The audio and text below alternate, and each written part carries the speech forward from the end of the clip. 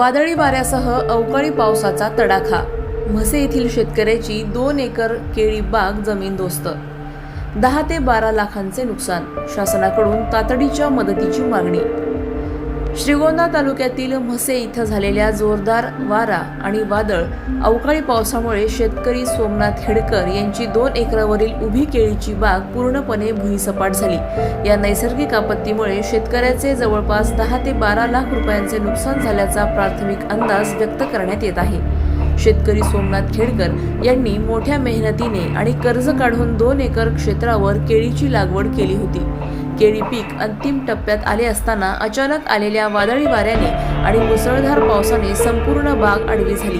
हजारो केळीची झाडे मुळासकट कोसळल्याने शेतकऱ्याचे मोठे आर्थिक नुकसान झाल्याने रडण्याशिवाय शेतकऱ्याला आता पर्याय राहिला नाही. केळी लागवडीसाठी रोपे, खते, औषधे, ठिबक सिंचन, मजुरी आणि पाणी व्यवस्थेसाठी लाखो रुपयांचा खर्च करण्यात आला होता.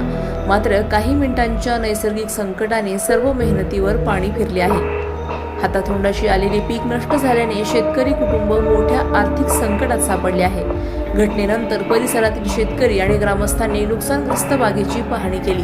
म्हसे परिसरात अनेक ठिकाणी वादळी वाऱ्याचा फटका बसल्याची माहिती समोर येत असून विविध पिकांचेही नुकसान झाले आहे. नुकसानग्रस्त शेतकरी सोमनाथ खेडकर यांनी शासन आणि प्रशासनाकडे तातडीने पंचनामा करून आर्थिक मदत देण्याची मागणी केली आहे. मोठ्या आशेने आणि कर्ज काढून केळीची बाग उभी केली होती. मात्र एका वादळाने सर्व काही उद्ध्वस्त केले. शासनाने तात्काळ मदत करावी अशी भावना त्यांनी व्यक्त केली. Sarjerao Salve, star India 1 news Marathi, Shrigonda. Shrigonda तालुक्यातील म्हसे या गावातील नंदा सोमनाथ खेडकर या महिला मातेच्या नावावरती एक क्षेत्र आहे आणि यांची ही केळीची बाग आहे. जवळपास 1 वर्षभर यांनी बागेला पूर्णपणे जपलेला आहे आणि आज ही हातातोंडाशी आलेला घास या ठिकाणी आज निसर्गाने हिरावून घेतलेला आहे.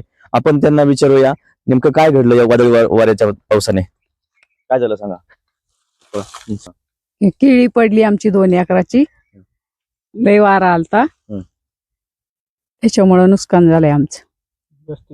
मग पंचनामा वगैरे झालाय का? हा, येणार आहेत पंचनाम्याला. हा, तर या ठिकाणी जर पाहिलं तर हे केळीची बाग पाहिल्यानंतर की स्थानिक मंडळ अधिकारी या ठिकाणी येऊन गेले, परंतु पंचनामा या ठिकाणी झाले नाही असं सांगण्यात आलंय. आपण विचारू नेमकं काय झालं. गेल्या वर्षी बी वादळी वारं झालं. गेल्या वर्षी बी पंचनामे केले परंतु नुकसान भरपाई कोणालाच मिळाली नाही. आम्ही G9 नावाची केळीची वाण लावली होती आणि गेल्या वर्षी आम्ही एक्सपोर्ट केली होती केळी. एक्सपोर्ट करून आम्हाला प्रचंड 10 ते 12 लाखाचं उत्पन्न मिळालं होतं. या वर्षी आम्हाला नाही केळी पाहता आली. खूप मी दुःखी झालो. अधिकाऱ्यांनी याची दक्षता घ्यावी. इतकं सुंदर पीक आणून जर आमच्यावर ही वेळ येत असेल तर याच्यासारखं दुर्दैव नाही. शेती नाही केलेली बरी. या ठिकाणी खऱ्या अर्थानं शेतकरी भावूक झालेले आहेत. त्यांच्या डोळ्यात देखत ही लाखो रुपयांची बाग आज जमीनदोस्त झालेली आहे. त्यामुळे त्यांना आज आपले अश्रू आवरता आलेलं नाही. आशा झालं मंडल अधिकारी व तलाट्यांना आम्ही कळवलेलं आहे आणि ते कृषी अधिकारी काल पाहून गेले. ते पंचनामा करतो असे म्हटलेले आहेत. वर्षभर शेतकरी आपल्या पिकाला आपल्या पोटच्या पोराप्रमाणे जपतो. मोठ्या प्रमाणामध्ये शेतीमध्ये कष्ट करतो. आज आपल्या ठिकाणी मागे जर पाहिलेली जी केळीची बाग आहे, या बागेला या शेतकऱ्याने वर्षभर जपलेला आहे.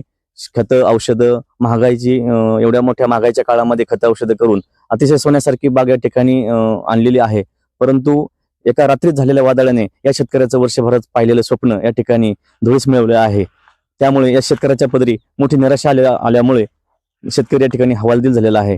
खऱ्या अर्थानं या शेतकऱ्याला शासनाकडून नक्की मदत मिळेल का फक्त हे कागदी घोडे नाचवणार, या ठिकाणी हे पाहणे आपल्याला महत्त्वाचे ठरणार आहे. अधिक माहितीसाठी स्टार इंडिया 1 न्यूज पाहत रहा.